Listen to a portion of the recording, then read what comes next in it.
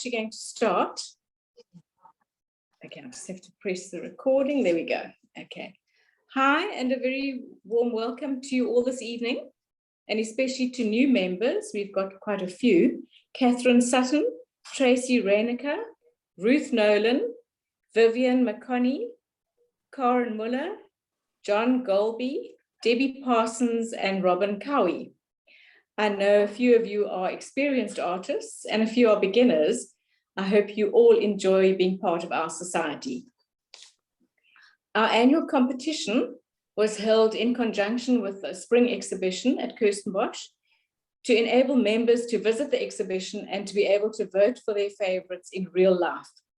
We also had a public vote for visitors to vote for theirs. This turned out to be a huge success. We had 32 outstanding entries with 67 members voting for the top 3 and a staggering 291 visitors for the public voting. The public so enjoyed being able to participate. We've promised to put the winners on our social media for them to see. And then on to the winners. We had outstanding entries. And in third place, Marina Herbst with her work Distance. Lizzie. Oh, that was beautiful. Which is just beautiful and so apt for our time. Then in second place, we have Penny Steynor with her piece Winter Woodland.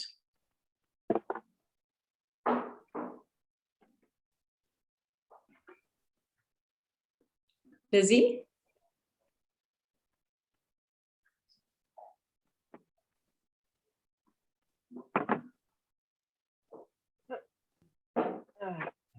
Lizzie, is that okay?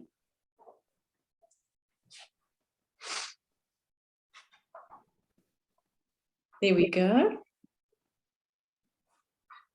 Also just fantastic. And then we had a clear winner by a mile.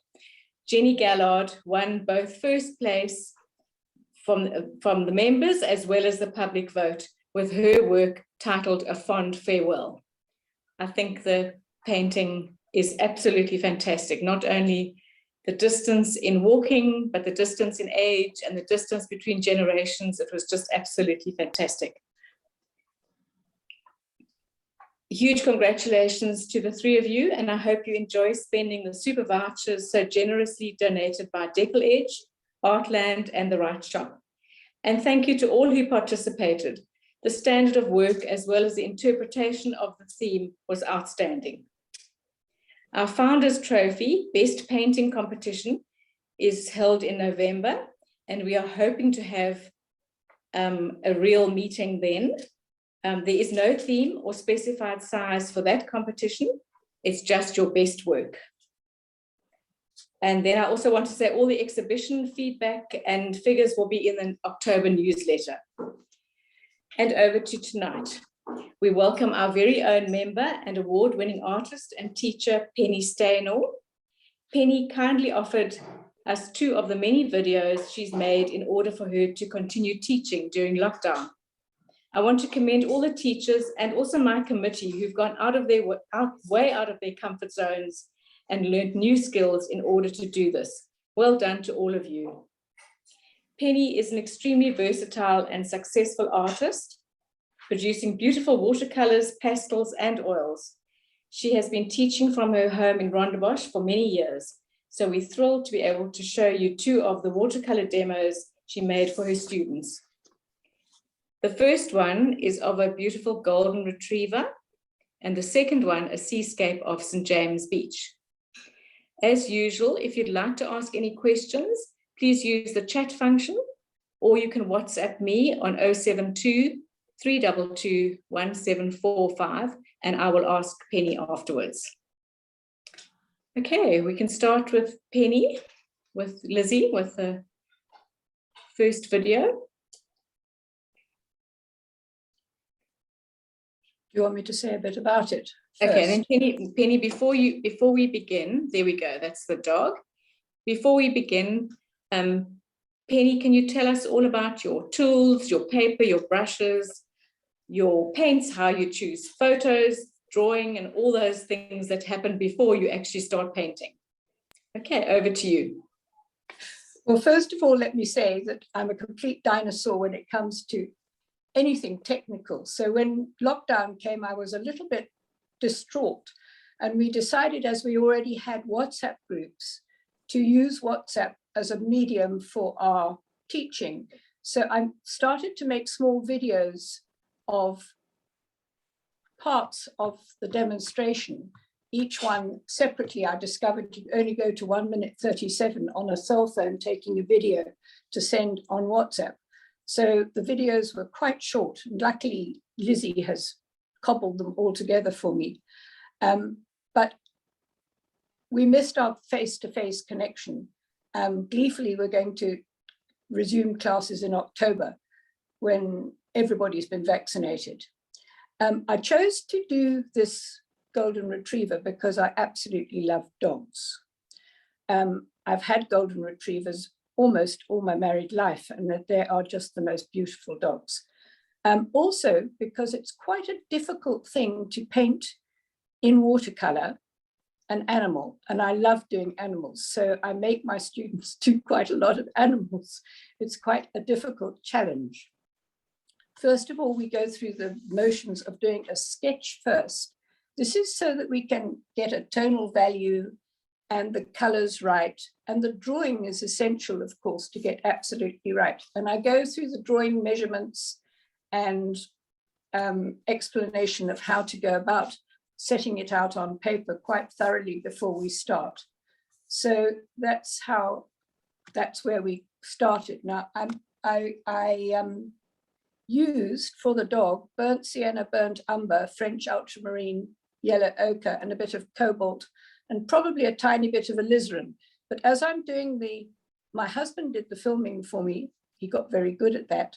As I'm doing the video, you will see my brush going into the colors as I'm painting. The brush I use is a big sable brush, as large as possible if you're doing a wet and wet subject like this. And my paints are Winsor & Newton Artists watercolors, and I usually like to paint on Archer's paper if I can afford it. Otherwise, I'm very happy with Bockingford 300 gram. It's great paper. You can lift the paint up of it. And I apologize about my videos. I can't talk and think, talk and paint and think and worry about the time that I'm spending doing it all at the same time. So quite often I say the wrong thing or stop suddenly in the middle of a sentence. So I apologize for not being very good at it. So yes, I think we can carry on. I've chosen two very different subjects. The difficult one is the dog, and I think the landscape is slightly easier. So Lizzie, we can start with the dog video now.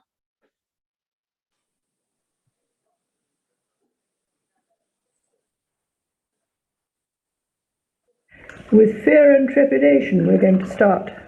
And I'm going to do the lightest colours first. So I'm going to take yellow ochre because the yellow and the burnt sienna make a lovely combination for this. And I'm going to go over the areas I want to keep fairly light.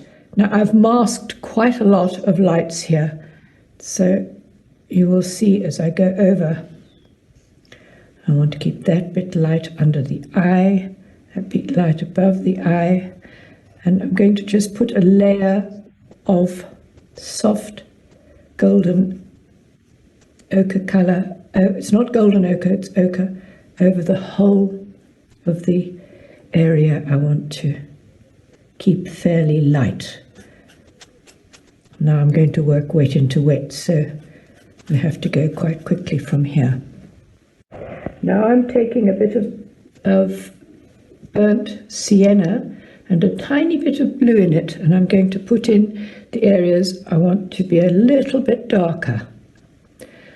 Wet into this. So I'm working into slightly darker areas here. It's very light in that area there, so I want to be very careful to leave the light areas light. You can always go darker, but it's very difficult to get lighter if you go to over your very light areas. So what I'm doing is working wet into wet into the darker areas.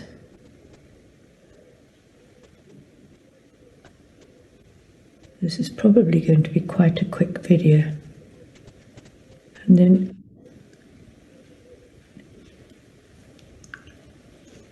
at this stage I've taken the burnt umber and blue, and I want to go into this area underneath here, which is inside the mouth, just to establish it. And I have masked the edge of this mouth here. And this bit, which is the lower lip, I want to establish that too, slightly wet into wet, so that it's not too heavy a line. I can always go over it a bit, but I don't want it too heavy a line to start with. It looks very dark, and you can use a little bit of alizarin and blue to make it more purple in places, which is quite nice. But I wanted a slightly soft line here. I think it's got a bit too soft. I wanted a slightly soft line there.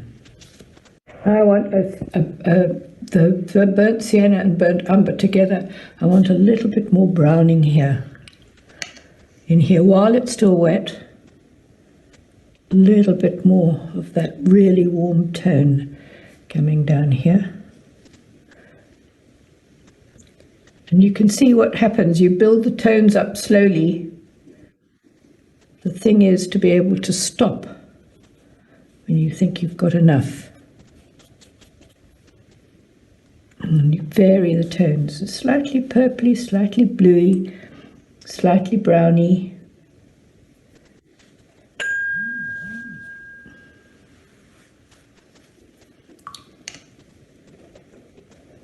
Build that tone up. See, this ear comes just about to the bottom of the neck, so I need to get it in the right place there. With the burnt umber and blue, I want to get this edge really a little bit darker.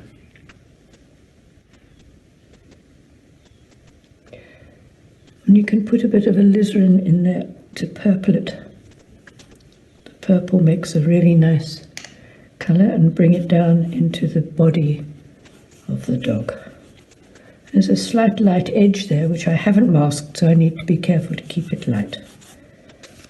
There is a school of thought when you're doing animals, you should always do the eye first so that they can see you looking at them, or they're looking at you while you're painting it. So I'm going to do the eye now. I've taken burnt umber and blue, and I'm going to just do the outline of the eye coming around, making sure I get it the right shape.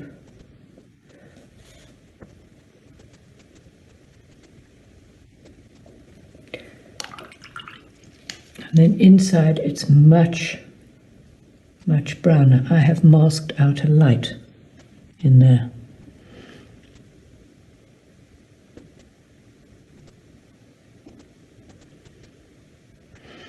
Oh, wait a minute, there's some pale blue in the middle.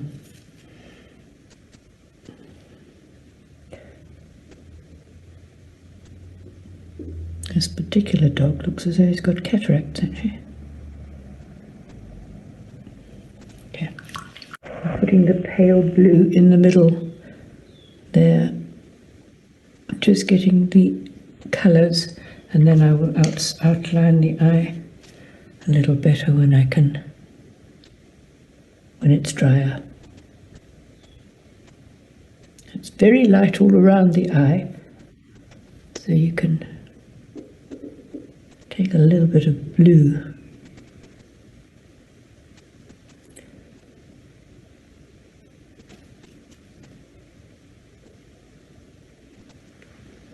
Now while the eye is drying, I'm just going to do a little bit of the tongue colour, which I see as a pale purpley pink. So alizarin and the blue will probably do for this. I'm going to do it in very lightly.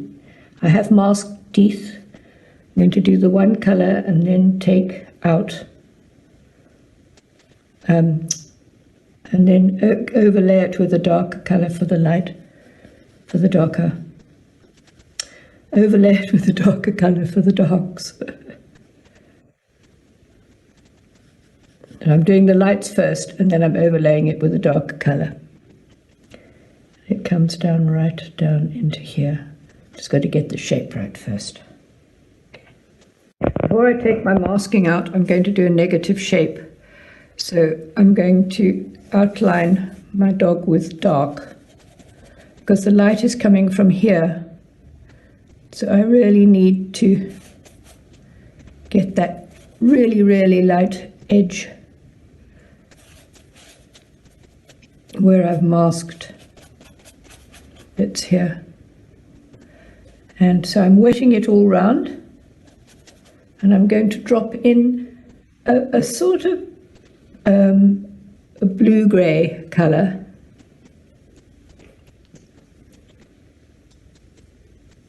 Trying to make the blue-grey with the yellow, red and blue as dark as possible, so I can pick out the lights that I've put on the edge of the fur, which are going out into the light areas here, before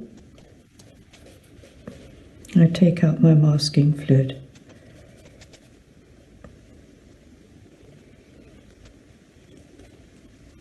And I want a little bit of that colour down here as well. A few lights on the back of the head. And you can make it as dark in the background as you like.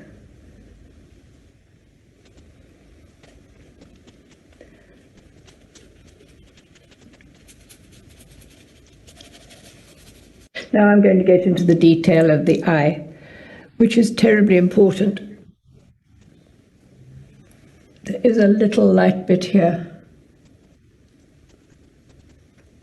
and it's very dark in the edge of the eye. So just see exactly what you see, and it's darker coming around this side here. There's very little white of the eye showing there, and there's very small amount of white showing here, so you need to minimize that. And it's really a blue dark coming down here, blue. So you just need to enhance what you've already got. Let me get that right. It's got a very bluey haze here, so I'm going to leave that. And here are sort of soft eyelashes coming back, and it comes back into here.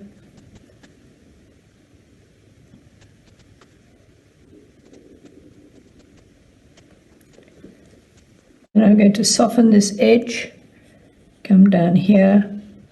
Soften this edge down here. They really have got like eye makeup. They'd be such beautiful dogs. And then as I come down, I'm going to go into this markings around the eye.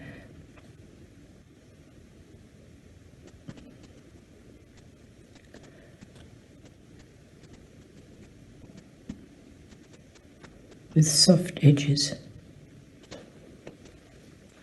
And the nose too, I've taken the French ultramarine and burnt umber, and I've taken out my masking fluid, so I know exactly where I've got to go, and I know exactly where my whites are that I've got to leave. So I'm going to now enhance the darks in the nose. Down a bit further than that, I think.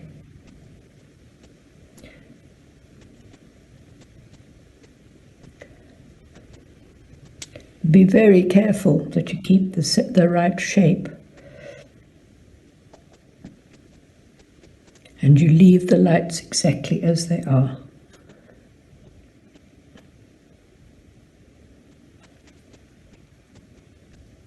And so work on that. Dark shape coming down here, and very dark shape in the center here.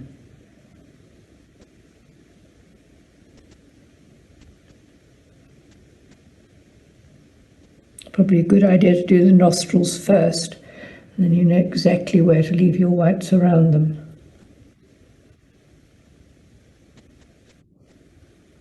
And work on your nose until it's correct. Same on this side.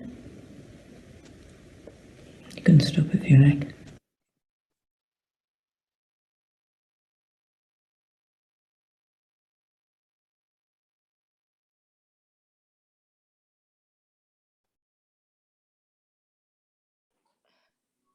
Penny, okay, that's come to an end. You make it look so easy. I've got a little cappuccino on my lap here who's come to see if he can have his portrait done too. Hey. Okay. Lizzie, okay, shall we move on to the seascape? And Penny, what and the different colors you choose for different paintings? Yes, I chose actually different colors from what I usually use. I chose to use raw umber and alizarin because a winter beach that's catching the sun is it makes quite a glow. You can also use burnt umber and alizarin, indigo and cobalt with the sky, and a bit of Prussian to brighten my colors. Obviously, the beach huts that I do are very bright colors, so I would have used just plain anything that I had that was suitable in the way of bright red, like a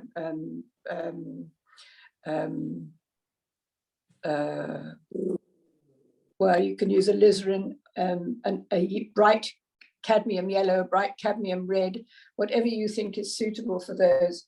But the beach color, a winter beach color, is very nice if you use alizarin and burnt umber. So that's why I chose those colors. And I didn't do very much masking. I did quite a lot of masking for the dog. I didn't mention it. I masked the teeth and the whiskers and did a surrounding wash so that the whiskers would come out white. So there was a little bit of masking in the dog, which I didn't mention. And for this landscape, I masked the top of the rocks, the top of the beach houses, and very little else. Seagulls, if you want to mask a little bit of white for the seagulls. I must say I put those in because there was a blot in the sky, so that was an afterthought. A little bit of rocks, maybe a little bit on the edge of as the sea hits the shore. Be very careful not to mask waves, because waves masking fluid is very hard edged. So if you take it out, you'll get a very hard edge. And sometimes it's better just to indicate with a pencil where you want to leave whites for the waves. So that's all the masking I did for that painting. So we can go ahead and show the painting. I tried to do a stormy sky. Watercolor fades a lot. So you've got to be quite bold with your dark colors in order to get anything that's really dynamic. So you'll see I went over the sky again with this painting. So I can go wrong. So we can start that video, I think. Lizzie.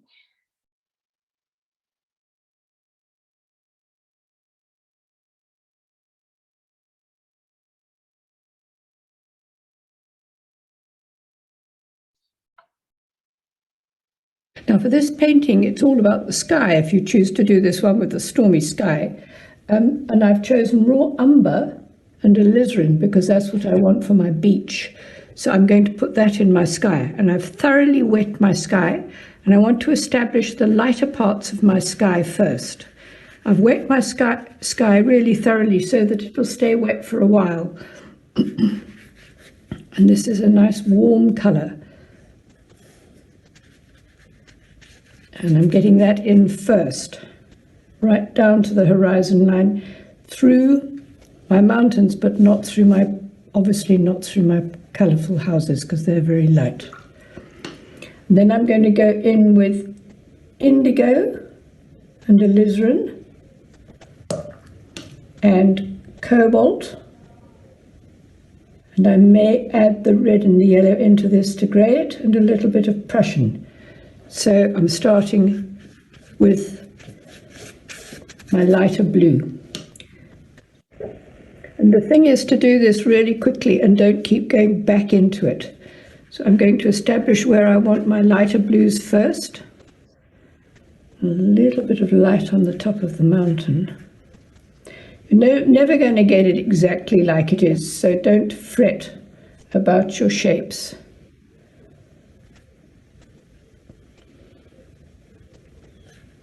But I want to try and get it vaguely as it is. And now I'm going to go in with my raw umber and indigo and alizarin, and a bit of cobalt as well, into the darker areas. Remember, it fades, so you've only got one chance at this. You don't get your colours in first time. You can't really go back very nicely.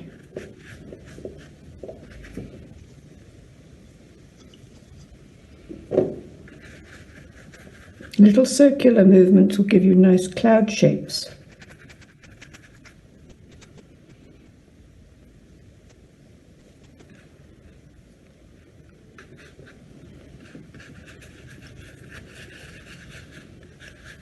And once you've done your sky, you leave it and hope it's dark enough.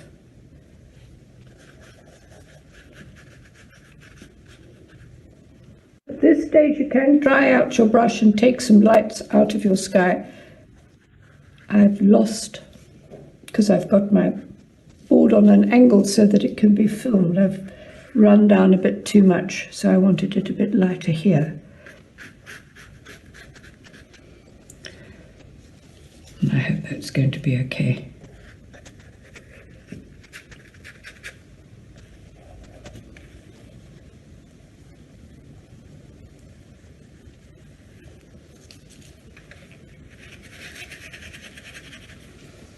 Just overlaying a little bit of dark because I can see it's going to dry too lightly.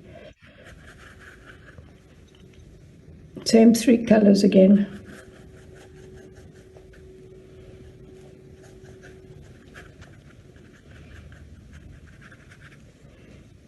And a little bit more dark here.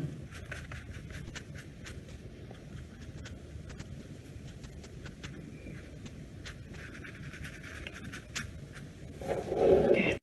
Now for the distant mountains, I'm going to start with the raw sienna, gently. Don't make them come exactly halfway across, make them a little bit more than halfway. Oh, it's very stuttery. Otherwise it's going to be not a nice composition. Think about your composition all the time before you start. Now, there are some lights in the mountain here where the clouds come across. I'm going to put those in. And coming across with the underneath colour right the way across. While it's still wet at the bottom of the mountain, I'm going to come in with a bit of the blue and the brown mix. Got it a bit too dark there. It's quite dark.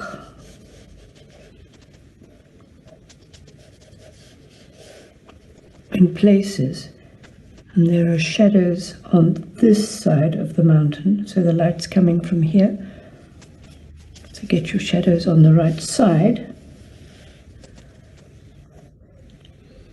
I'm not getting this very straight, but I don't think it really needs to, because the tone of the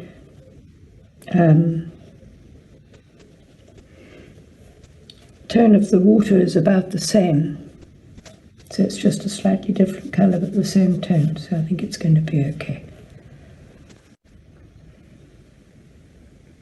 Before we do much more, I want to do the beach colour, which I'm going to use raw umber and alizarin. Very, very diluted, and it's got to go underneath most of the rocks here. So it's got to come right in here. And it's a glowy colour. It's really a very lovely glow colour, catching the light and glowing. So that's just going to be a wash underneath. And this piece of this, the bathing pool here, is actually terribly light. So be careful to get nice lights in this part here where the light is showing. You could do dry brush strokes coming across.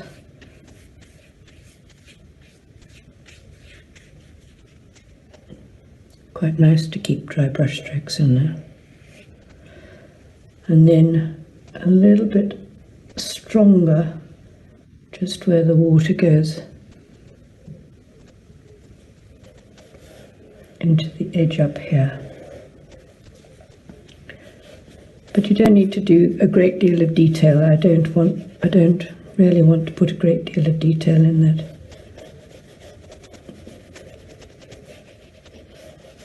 Make sure you come towards where the water's going.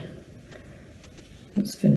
Make a mixture of your burnt sienna or your raw umber, whichever you're using, and your cobalt and a little bit of indigo and alizarin if you want it, and work on your rocks. Now, quite a difficult problem because the rocks are many and varied, but you can simplify them. Just doing soft areas of shadow. If you find it's too dark, blot it. Don't be frightened, blot it.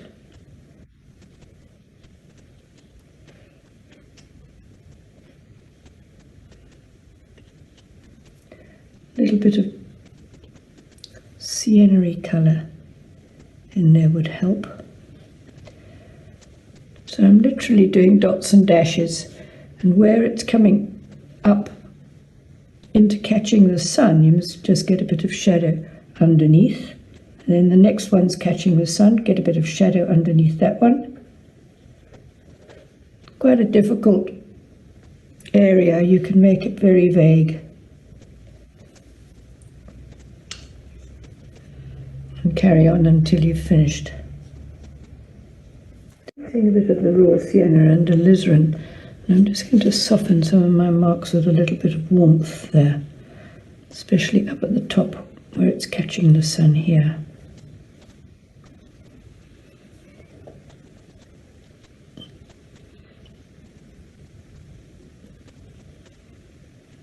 So that those ones that are in the sun actually stand out against the light.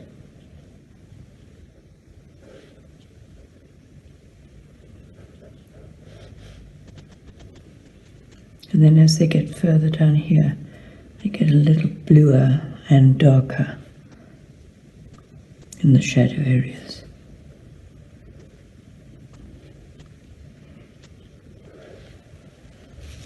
Mixture of the same colour for the little bit of, I suppose it's a bit of reflection in the water here. Just a touch to give you an edge.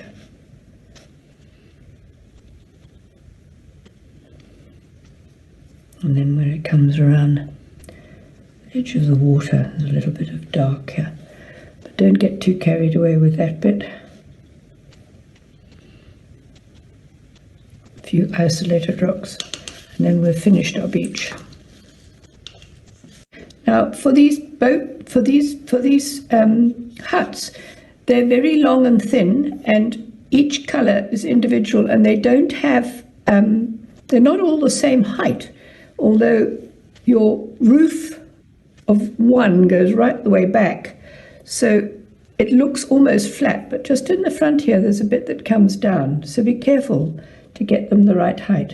And you can just put in your bright colours now because it's catching the sun. So look and see how they're done. Some are yellow, some are red, some are blue, and spend a bit of time getting the colours right. And there are bins in the front too, which need to come. So I'm going to put the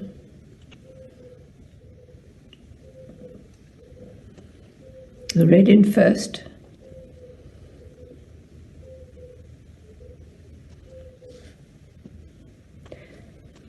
On that slope there's a red. It's pretty much the same red all the way across, and it's catching the light. Then there's a really strong yellow, which I'm going to put in. You can hardly see the yellow because it's so light. I'm using an azo yellow, which is the same thing as aureolin. It's a very clean, clear yellow. And put your colours in, and then go in afterwards with your darks of the windows and doors and things, extra things that are around.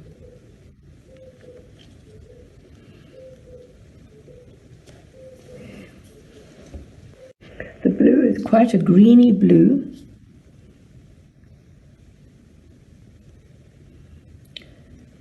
Make sure you get your shapes absolutely vertical, otherwise it can quickly go into a slant.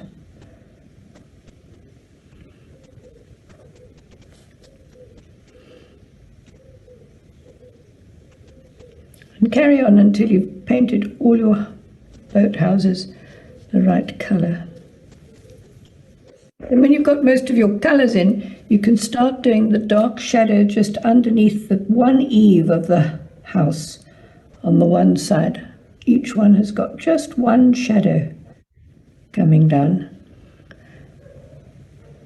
And the same colour you can use for doors and windows. It's a mixture of all your colours that you've been using in your sky.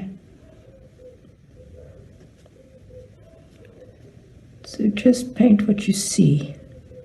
Don't get too hung up, and don't make them regular all the same, because they're not.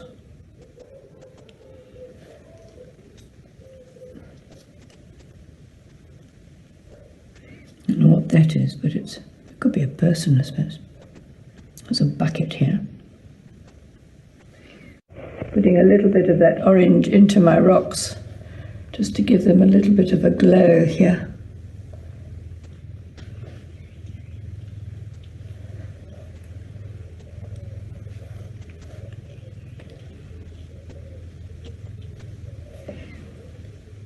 Okay.